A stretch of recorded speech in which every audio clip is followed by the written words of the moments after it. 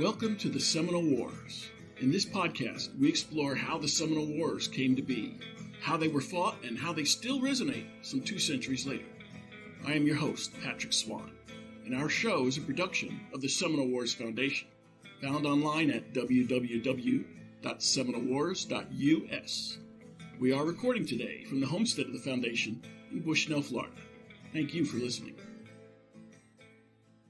We have alluded to it before on this podcast. There is a Fort King Road running through the central Florida peninsula, and then there's the Old Kings Road running parallel to the state's east coast. The search for the Old Kings Road will take listeners this week through other searches as well, for lost plantation gold, for lost sugar plantations, for lost ancestors, and for lost Osceola, who lost his freedom to an army ruse on the Old Kings Road, just south of St Augustine. Joining us this week is Bill Ryan. Bill moved to the Palm Coast some years ago and immediately fell in love with his surroundings and with the vibrant stories told about the area. Although visible in only a few places, Bill set out to trace its length and to tell stories related to it. He believes he has found the spot where Osceola sought to parley with the army and where Osceola's camp was. He also investigated an old painting in London, England, that purported to portray Pocahontas, but which in fact may have been a rendering of Osceola's wife and child. Bill discusses these in fascinating detail, as well as the plots and discoveries from his heavily fact-based historical fiction. His books are In Search of the Old Kings Road, Bulow's Gold, Osceola, His Capture and Seminole Legends, I Am Gray Eyes, A Story of Old Florida, Door to Time in Florida, Past, Present, and Future, and Journey into History, Flagler County, Florida. William P. Ryan, or Bill, welcome to the Seminole Wars. Thank you. I'm an old man in Valdosta, Georgia. I'm honored that you called me. I'm well aware of your group and the wonderful things you guys do. Bill, how'd you become interested in the Seminoles? Well, it began when I started searching the Kings Road, which was built by the British prior to the American Revolution. And I met some very interesting people in the Seminole tribe. I was very fortunate to meet Willie Johns, who was a great historian and a wonderful Seminole. And I also met a local by the name of Stephen Held, who was born in St Augustine. And with Stephen, we started tracing the Kings Road. This brought Willie Johns in because this was the site of the so-called capture of Osceola. And meeting Willie Johns opened a new avenue for me in that he is or was a great historian himself. So we spent some time with Stephen Held and Willie Johns on the Kings Road south of St. Augustine. Willie asked me, Bill, is this the first time a Seminole has been here in years? And I said, yes, it is, because it was very rough, unsettled country we were in. This pretty much got me going on doing the research on the Osceola book. You didn't start this series with Osceola. What did you begin it with and why?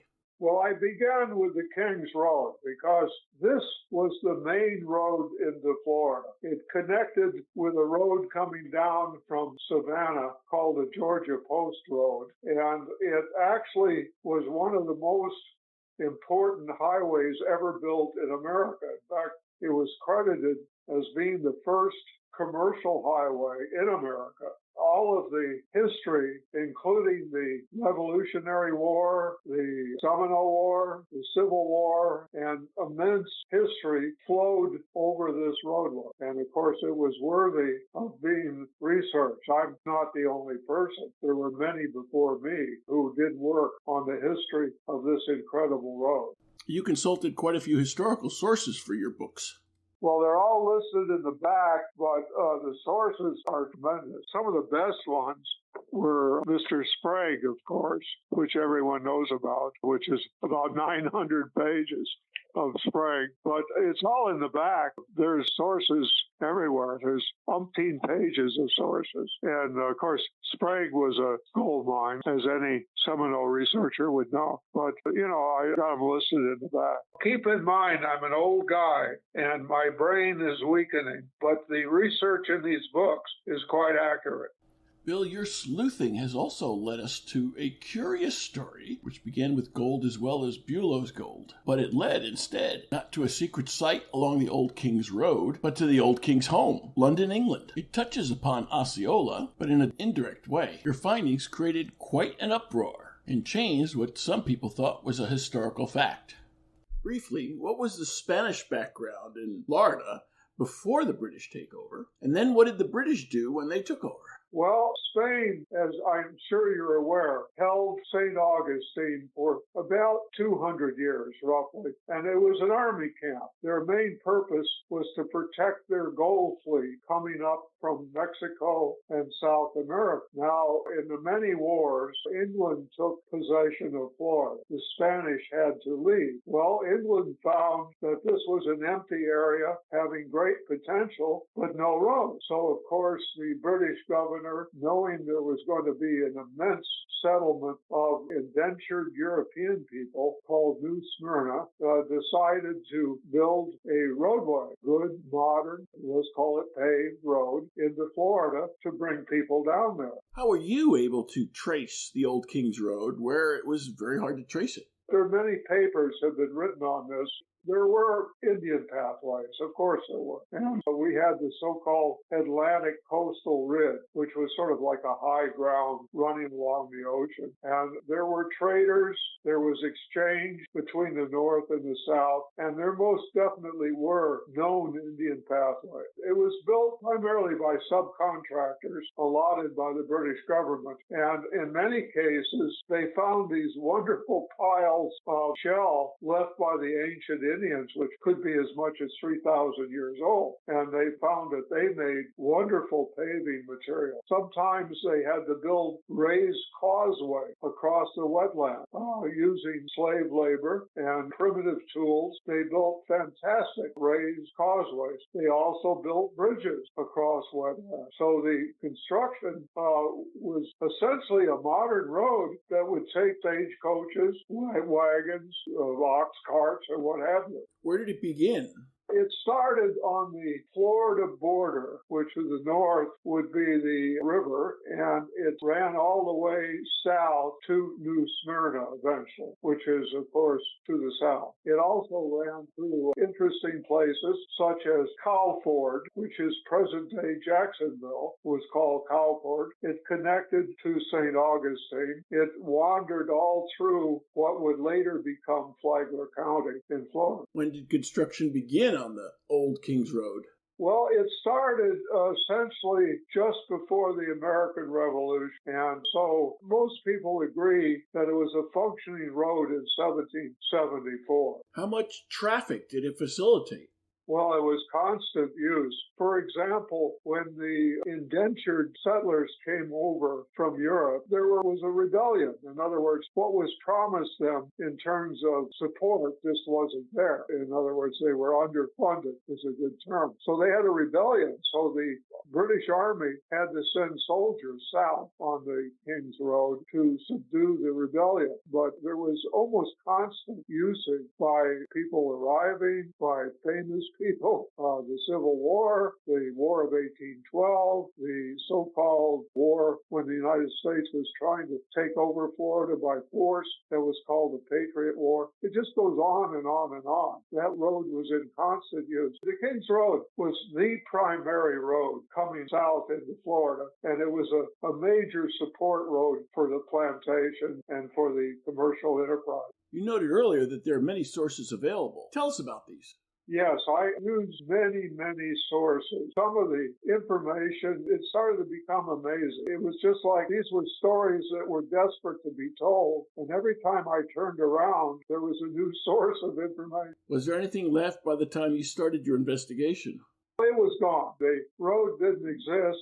With development, you were in a race against time to track where the Old Kings Road actually was, correct? This Mr. Held, who was a local, we would go north of St. Augustine and actually walk on pieces of it. And when we were walking, you could hear the tractors and the people digging in the woods to build houses. In other words, it was a race between the destruction of the road, or the few remaining pieces, and the developers, and our cameras and recording. The developers won the battle. Besides developers, the Old Kings Road has been a victim of so-called artifact or treasure hunters. That is true. There's a long history of people digging for gold or treasure or just so-called pot hunters. But I think that the real danger were the developers. In other words, the documents I would find were written by professional archaeologists, university professors, so forth, going back, let's say, almost 100 years. And each one was essentially agonized about the development, destroying any record of or trace of the old road. So basically, when I got involved, there was very, very little of it left.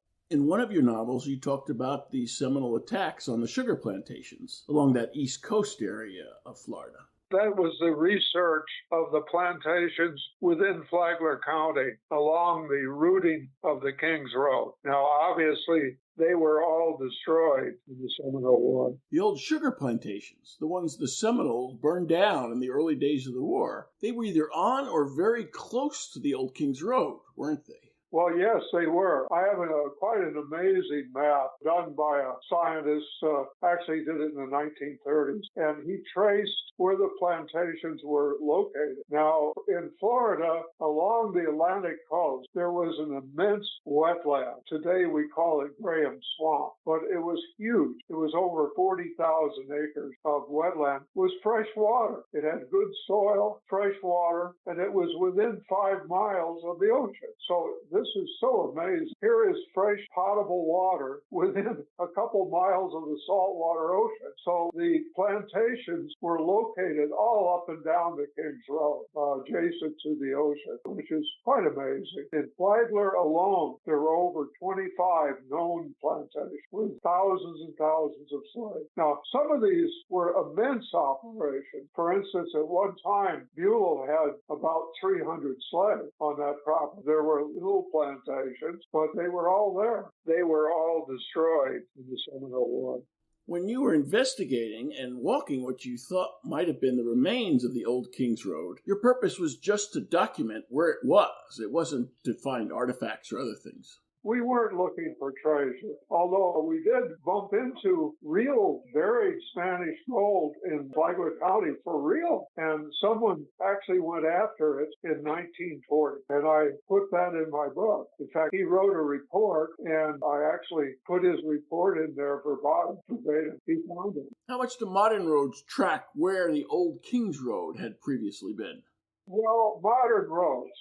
You see, they numbered roads in Florida, numerical. So U.S. 1, which was a major road coming into Florida. And prior to that was something called the Dixie Highway, which was a phenomenal thing. And I'm writing a story about that right now as we speak, the Dixie Highway. So these modern roads at times would follow the Kings Road route, but sometimes not. And eventually they would just simply bypass the Kings Road, and the modern roads would take over. The Dixie Highway is unbelievable. This was Mr. Ford cranking out his hundreds of thousands of Model T cars. A guy that bought an island from some Indian called Miami, down in Miami, and this guy wanted to promote his purchase and Model T cars, and the next thing you knew, you had the Dixie Highway. That's a story unto itself. So you've been able to confirm that it was just about always a very well-traveled road.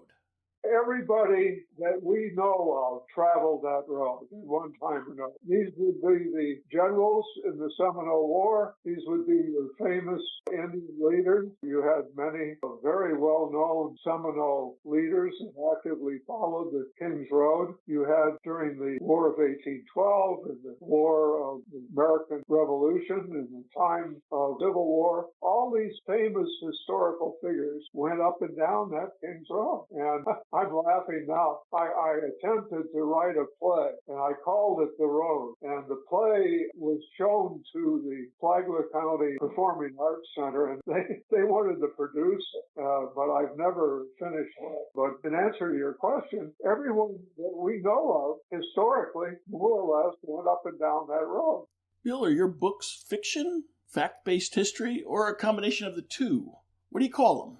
Yes, I really hate to use the word fiction in a sense because Beulah Gold is being told by the housekeeper of the Beulah family. And she was very real. She exists. And I essentially told what was going on in this time of the Seminole War, in the War Revolution, and so forth, as viewed to the eyes of a young mulatto girl. And as you know, a slave or a house servant is invisible. In other words, people will talk, she will see things, she will know things that she perhaps should not know. So Beulah Gold is essentially the story of Beulah's housekeeper. Now, she's been dead for a long time, so how am I going to get her story out? So this I did invent. I invented a young girl in Hayhira, Georgia, who has mulatto or black blood, and she has a very strange connection with her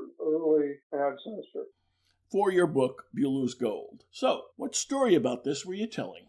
It was really the Beulah family. The Beulah family in Charleston was fabulously wealthy. They were into cotton. They were into plantations. They were very wealthy. Beulah was the younger son of the family, and he could not inherit at that time because only the eldest son. So Beulah in 1821, when the U.S. took over Florida, came south and bought land from an existing settler to form a new plantation, and he brought down a construction crew from Charleston of about 300 slaves, and he commenced to build this immense sugar mill, which may well be the largest ever built Florida, immense, because he had practically unlimited capital money. And of course, the Seminole War did not benefit him, but we have documented visits by famous Seminoles, Wildcat, King Philip. We have the very interesting story that's pretty well authenticated that Mr. Beulah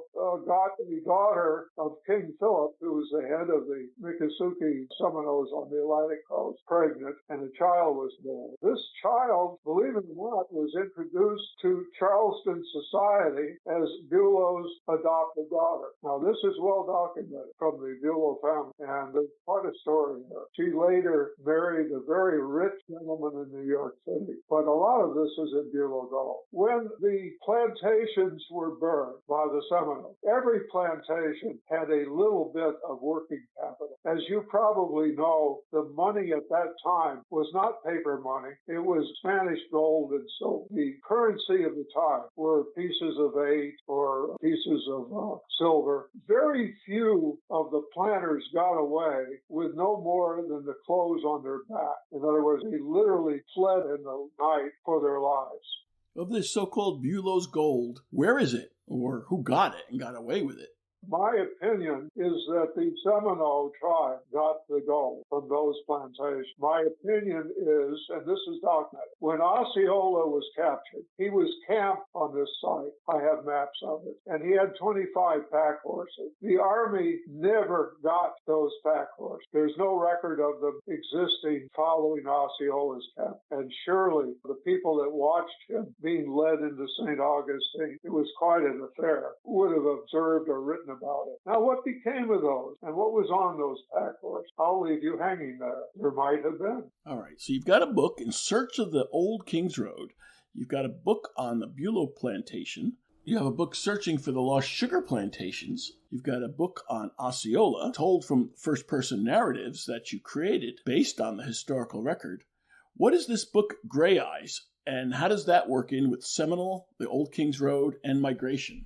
Okay, Gray Eyes is an entirely different guy. The Seminoles, and I'm sure you're aware of this, one of their major businesses was cattle. In fact, Micanopy had one of the largest herds of cattle ever recorded in Central Florida. I mean, these were vast herds. These were the Spanish cows. Of course, they got away, that bred like rabbits in Florida. They just love Florida.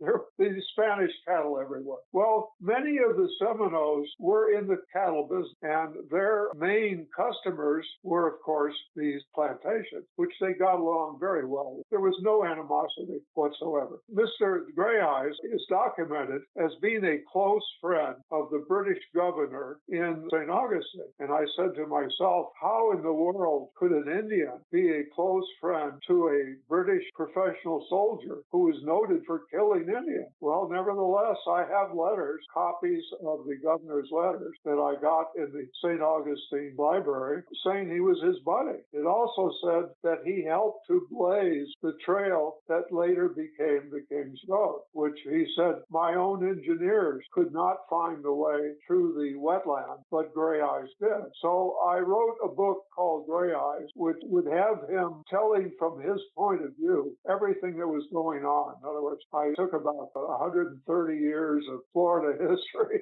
through the eyes of a Seminole cattleman. This would have been early in the history of people being called Seminoles. What's that story, and how does that work in with this tale of old Gray Eyes?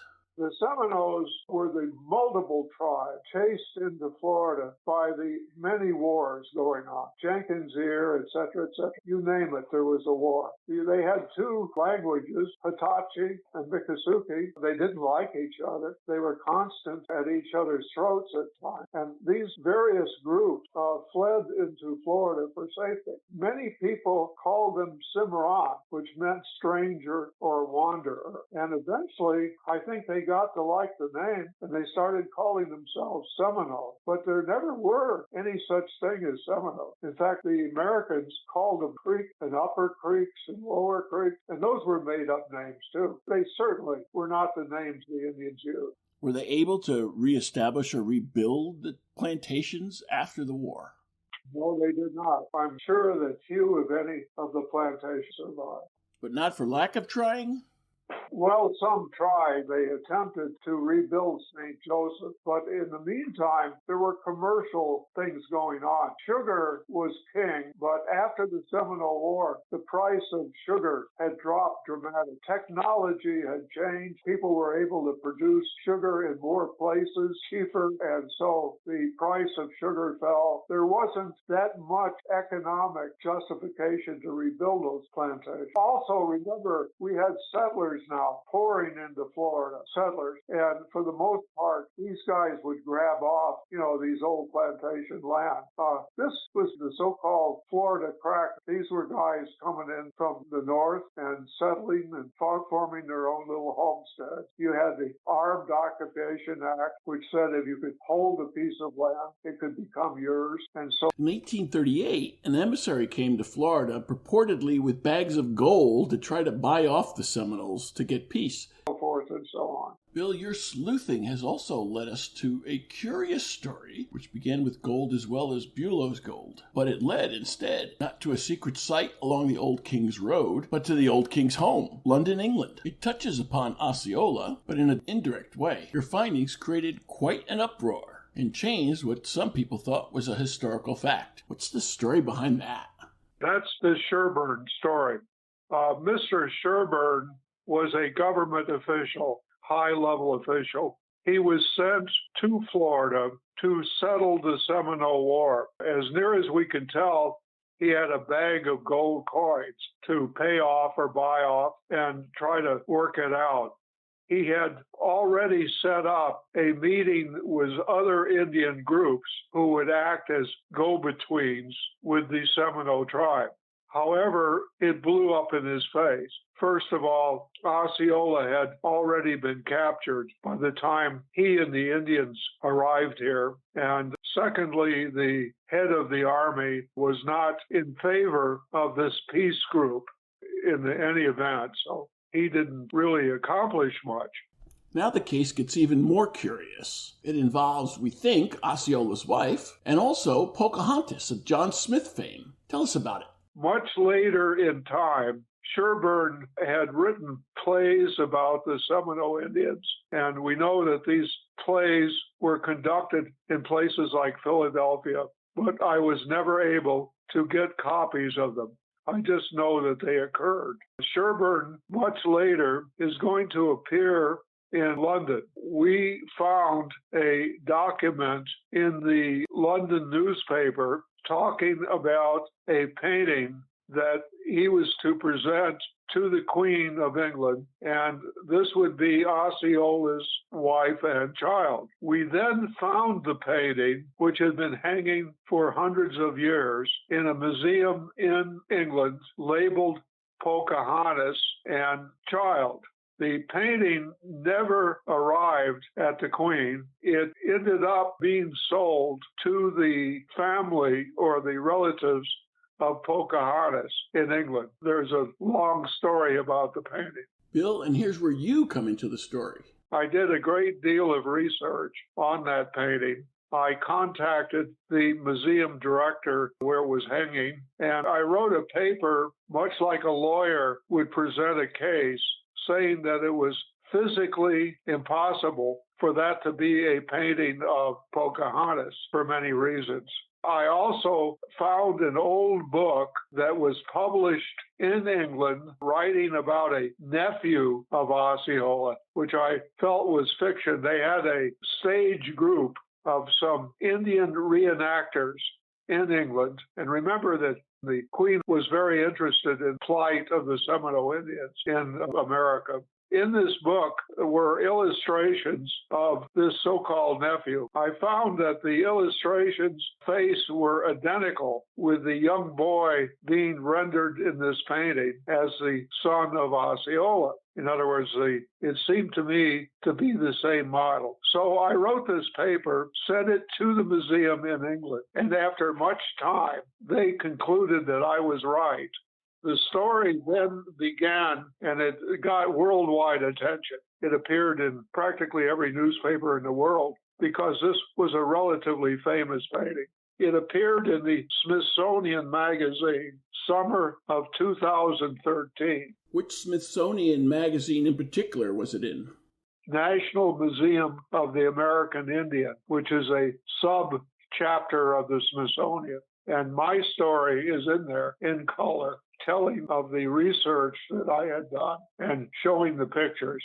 Well, the end result was some very angry emails that I got from relatives of Pocahontas in America and in England. They were ticked off completely that I did this, but I was completely sure that this was a case of art fraud. In other words, this beautiful painting was made. It was either made in America or made in England. We really don't know who did it. And Mr. Sherburne died in England, and someone, in my opinion now, glommed onto the painting and sold it to Pocahontas' family as their relative.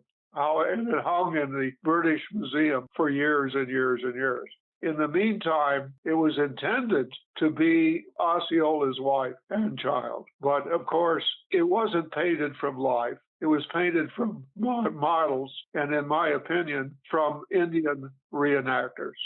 Pocahontas and Osceola's wife are separated by 2 centuries. What part did that play in your determination? The question was the time difference between Pocahontas and this painting was gigantic. It was completely impossible for this painting to be linked to the time of Pocahontas. Bill, so the book that's most of interest to our listeners would be your book on Osceola. Tell us a little bit more about Osceola as a person that you came to learn about from your investigation and as you portray in the book. Well, Osceola, of course, was basically a young man who could best be described as a war leader. He most definitely had a Scottish father of Scottish descent, and he had a full-blooded Indian mother. He would never, ever represent himself as being a white man. But if you looked at any picture or any rendering rendering of him. If he were in normal colonial street clothes, you would never say he was an Indian. And yet this young man really at first liked the Army. He thought that the soldiers at Fort King were there to protect the Indians from the whiskey sellers and the very bad people that were moving in. And he was actually an active supporter, a good friend of the Army. Of course, that's not the last. He's going to get very angry. So my book, A, has him speaking English, which he did not, to you, and it reflects his change from this rather nice young fellow to a very angry war leader. And he was an effective war leader. He was very good at what he did. Can we take at face value some of the deeds associated or attributed to Osceola during the war? Well, there's no question in my mind that he killed one of the Seminole chiefs. You see, the Seminoles were much divided about the war. There was a group of chiefs that simply did not want war with the U.S., and they, of course, were very opposed. And there was a fellow by the name of Parley, and I'm quite certain that Osceola did kill him. But this is my own mind in reading the old papers. Osceola had changed from this happy-go-lucky young man to a very angry young man. We use the term Osceola, but Osceola actually means something. What does it mean? You know where the name Osceola came from. That's a black drink singer. The black drink goes back thousands of years, and that's a wild plant that grows in the South. It's loaded with caffeine, and the natives drank it, including the settlers, drank that in place of coffee. It's a very powerful drink, and his name is Black Drink Singer, or Osceola. Your book on Osceola's journey and capture picks up where? Well, it picks up. He's sitting on a stump waiting for the Army to come. He knows they're coming. He knows they're coming. But he didn't know that they would betray him. He thought he was coming for a meeting to establish peace. He already had sent groups of slaves. This is well documented. Groups of slaves north to St Augustine, as agreed. He had done just about everything they'd asked, and he wanted to have a meeting to establish peace. He was a sick man. He was still suffering from malaria. He was not well. And here comes over 200 soldiers down the King's Road. 200! And, their Osceola's little group might have had 30 or 40 people tops, and they were camped in. And he knew they were coming. And they read a prepared script to him. He just basically said, hey, guys, do what you're going to do. I can't stop them. Where did they take Osceola to, and where did he ultimately end up?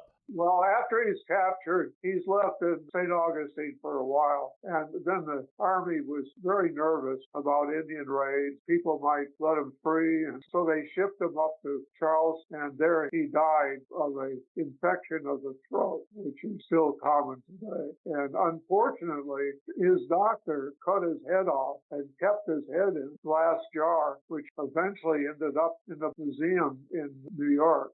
Has the skull of Osceola survived? Well, it was destroyed. The museum burned. It was destroyed.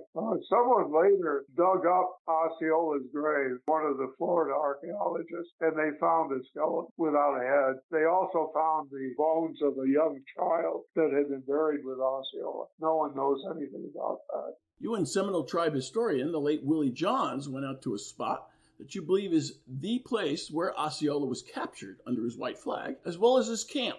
And you asked Willie whether he might have been the first Seminole to be on that spot in the years since 1838. What was his reaction? He asked me, how in the world would I know? But remember, this is a very rough and ready place. And I would say the answer to that is the one I gave to Willie Johns. Yes, you are the first.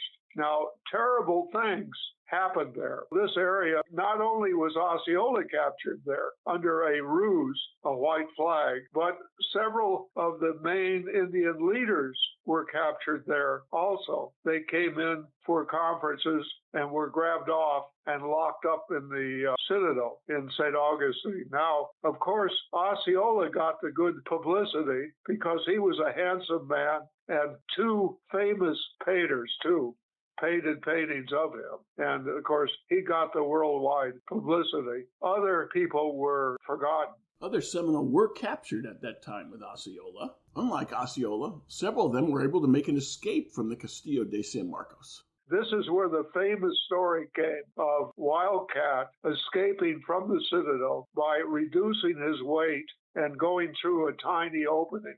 This is the position the Seminole tribe takes. It's true Seminole did escape from the Castillo de San Marcos, but you don't believe they went through the bars. Not only did Wildcat escape, but some very well-endowed Indian ladies escaped with him. And there is no way on this planet that they went through that little air vent. They walked out the front door. How could they have done that?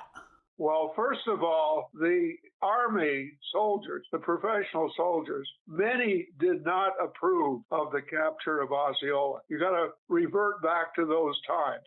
When you did a parlay or a white flag meeting, you didn't grab off the people that you were meeting with.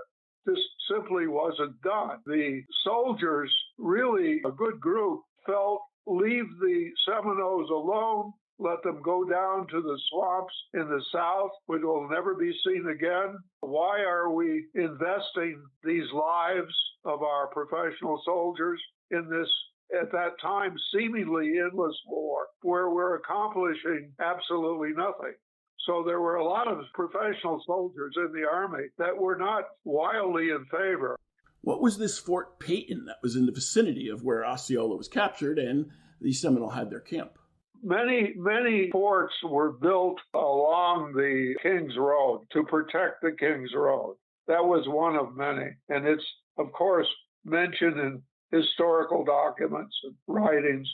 Sprague talks about it. There are many other documents talking about that fort. There were many of these forts built in Georgia and Florida. They were fire bases. The Indians simply ignored them. In other words, they went around them. They paid no attention. The Seminoles were just, they might attack them, they might not, but they certainly had little or no effect on the Seminole War. The stone at Fort Peyton has a plaque on it, but the one that's identical to Osceola, which is to the south, has no plaque. What would one find if one went out to this site today? Well, assuming you could pass by, but if you did, it wouldn't be there. Markers aside, can we say with confidence where that capture site actually is? Approximately 200 to 300 yards south on Old Kings Road. I have the map. It's on the cover of my book. Having the original, what were you able to determine from that map?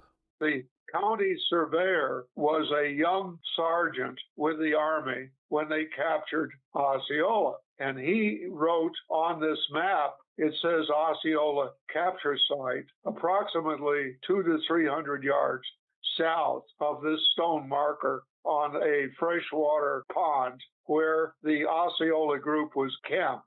The site was picked out by Wildcat and others, and they were there for quite some time prior to the capture. How do you account for that seeming discrepancy? I've puzzled that. I've talked to Mr. Held. We think that Osceola placed the white flag in a location where it could be viewed from Fort Peyton, which is to the north. We think he was sitting on a log or resting there within easy sight of this white flag, which was on a high post.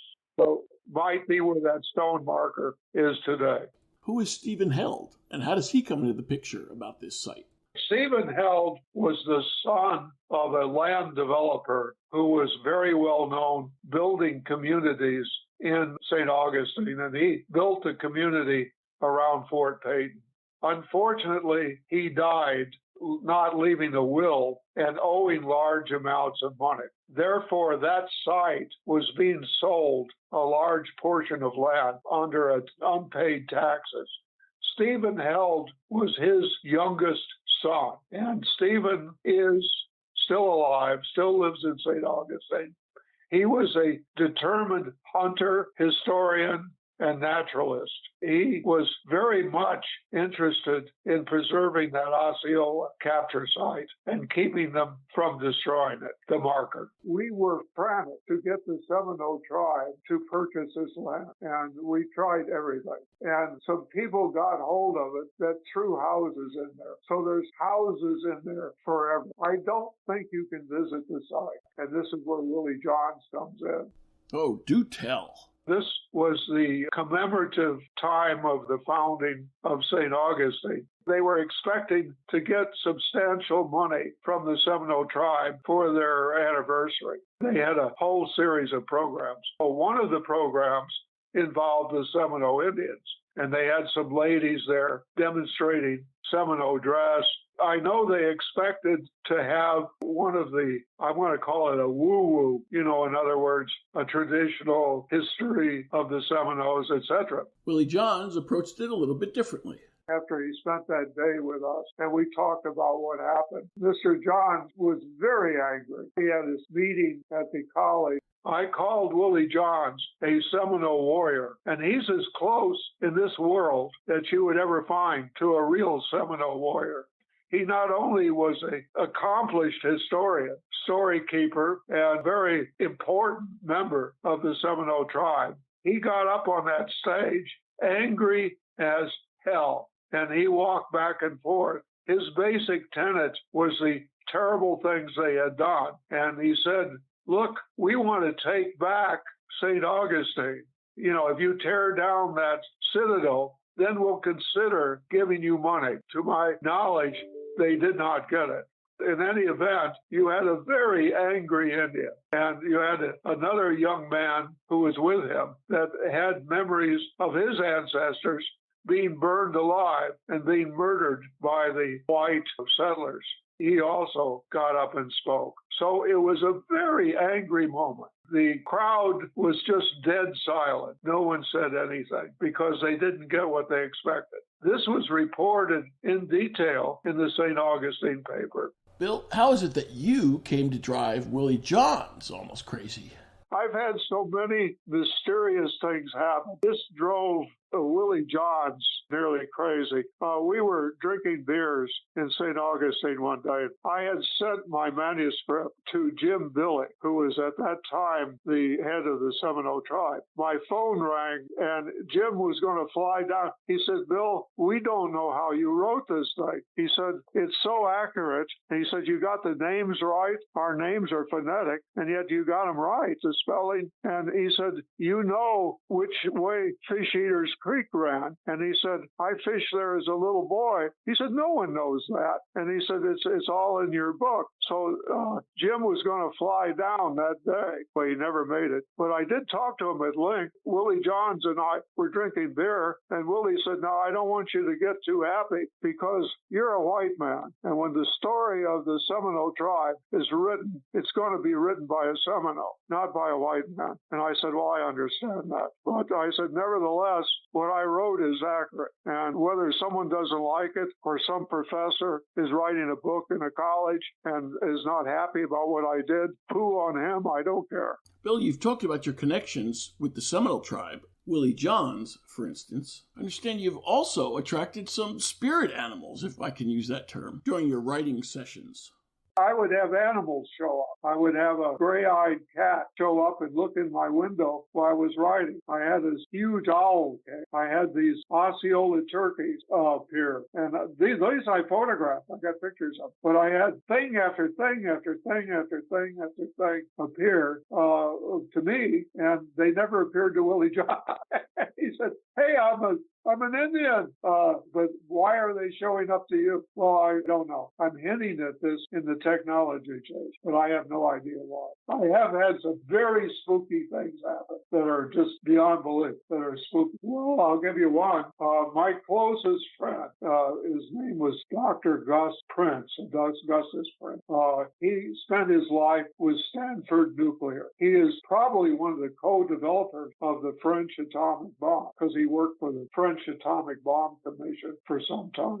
He was with Stanford University. Quite a well-known man. He was my buddy, and his hobby was redoing the Einstein theory of relativity, which he did. And I was kind of his gopher. He couldn't even copy-paste. Come to my house, and I would be the transmitter of his papers, his communications with other physicists around the world. And he was working on a theory of alternate universes and things that are just just beginning to be accepted today in physics. We tell you how spooky. He fell, he died, and his funeral, Pat and I were getting in our car to go to the funeral, and this messenger pulls up with this big package from London. It's an 8-pound book, and it's Dr. Prince's theory published and handed to me as I was leaving for his funeral. You don't think that's pretty weird? Bill, what occupied your time before you started researching? I've been in the photographic industry for 60 years, and most of my experience was in Europe. And I, again, used to drink beer with German Wehrmacht officers and World War II people, and I always loved the stories. And here I land in Palm Coast, which is adrift in stories. Palm Coast is knee-deep in history that I just was drawn into it. I mean, it was fascinating. And after settling in with the Palm Coast, you joined the Flagler County Historical Society.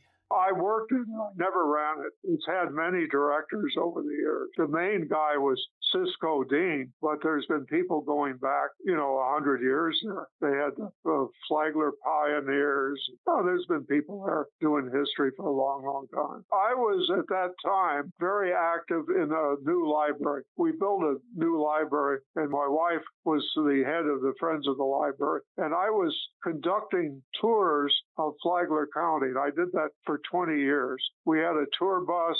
We would drive twice a month. We had an 18-person tour bus. I essentially got a ton of information from the local attorney, Al Hadid, who is a amazing historian, and he had donated about 4 packing cases of documents to the library. So the library didn't know what to do with them, so they gave them to me. They ended up in my garage, and I read them. And I said, oh my goodness, this is mind-bending, because remember, St. Augustine was an army camp, but south of St. Augustine, hey, that's where the plantations were. And the stories are, wow, they're just amazing. Share with us a few, Bill. The steamboats that came after the war, various battles conducted by Osceola, which are detailed under Sprague. And then you've got different Army stories. You have a story of a Marine general attending the War College who wrote a paper that the Seminole War was identical with the Vietnam War. And if the soldiers had studied what went on the Seminole War, they wouldn't have made the mistakes they made in Vietnam, because Vietnam and the Seminole War were almost identical in how it was fought and how it was supplied and what went on. You were also a sailor in your younger days. Stan, you didn't go to the same haunts as the other swabbies when you got liberty.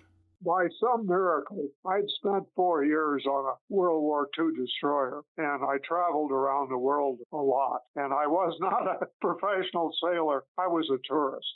And whenever I could, I would end up in a museum. When the other guys were at a bar drinking beer, I was headed for the Vatican Museum in Rome and stuff like that. So I was very interested in stories and history, even back then. And I ended up in the photo industry through some magic, being in charge of professional product publications and magazines at a company called Ansco, which was the first photographic company in America. It was much older than Eastman Kodak. And Ansco had arrived at a collection of Matthew Brady plates, original plates, which they printed. And I had a role in the publishing of these plates, which were the first time people had ever seen them. I mean, remember back then, the Civil War, you didn't have reenactors. You didn't have all the stuff you have today of people dressing up in costumes and so forth. And those pictures came as a revelation to most people. So I had a ferocious interest in history, even going back to Matthew Brady and those plays. With a half dozen books behind, Bill Ryan, what are you working on next? I've got one that I'm writing right now, which is called The Technology Chasers, and it'll be about 500 pages. And it's going to be how technology changed our world and how it began. And it's going to take you right up through the Seminole War, because, of course, what came out of the Seminole War was young generals who were lieutenants. The landmine, wasn't that wonderful, was invented and tested in Florida. Yes, indeed. Gabriel Rains and the landmine. Chris Kimball has podcasted with us about that. the type of warfare that was conducted, the weapons that were used. The Seminoles had what amounted to a squirrel rifle, about 28 caliber, rifled, unbelievably accurate. The soldiers had what amounted to 1812 muskets, which threw this heavy lead ball of doubtful accuracy over 100 yards. So there was a lot of technology going on at this time. And keep in mind that after the Seminole War, we went off and invaded Mexico. So you had the Mexican War right after, and right after that, you're going to move into the Civil War. And some of these guys were young lieutenants and officers during the Seminole War. And like one of the stories that I tell is how the Seminoles ended up in Mexico, because they did. And that's covered in gray eyes. And the Mexican army readily accepted these trained warriors who had fought in Florida for years, and now were defending the Mexicans from the slave raiders crossing the Rio Grande River. And they ended up in a place in Mexico. I try to entertain people. I made up a book called Gray Eyes, and sometimes I move around in time, and I'll resurrect a long dead character and bring him back to life again. Well, the long term, when you're 90 years old, I'm 1 year off 90. There is no long term. I have only a short term. I've tried to write this technology, which some people have read and have said it's pretty good. I've just invented the digital printer, which, by the way, I did. The digital color printer is something that I had a role in inventing. I had a joint venture with a company called Honeywell, and they provided the engineering. They had already invented one, which was used in World War II to make maps in airplane bombers, and we devised a way that you could expose color photo paper with their device, and we devised a way that you could process it and dry it. Bill Ryan, inventor, novelist, historian, researcher, surveyor, thanks for joining us for the Seminole Wars. Well, you're welcome, sir. If you enjoyed this show, please take a moment to like us on Facebook at Seminole Wars Foundation. Leave a review on iTunes or your favorite podcast provider. Your reviews and comments help new listeners discover us and help us keep this show going. Visit our website at www.seminolewars.us for blogs, articles, news, books, events, membership information, and how to subscribe to this podcast. We'll be back soon with a new episode of the Seminole Wars Podcast. The Seminole Wars Foundation is a 501c3 nonprofit organization dedicated to preservation, education, and publication of Seminole Wars history throughout the state of Florida. This podcast is copyrighted the Seminole Wars Foundation 2021. All rights reserved. Front bumper music, The Devil's Garden, Roast 'em, provided by kind permission of Reedy Unman. Back bumper music, Second Seminole Win, by Jed Merrim and Ricky Pittman, courtesy of Ricky Pittman. All rights reserved.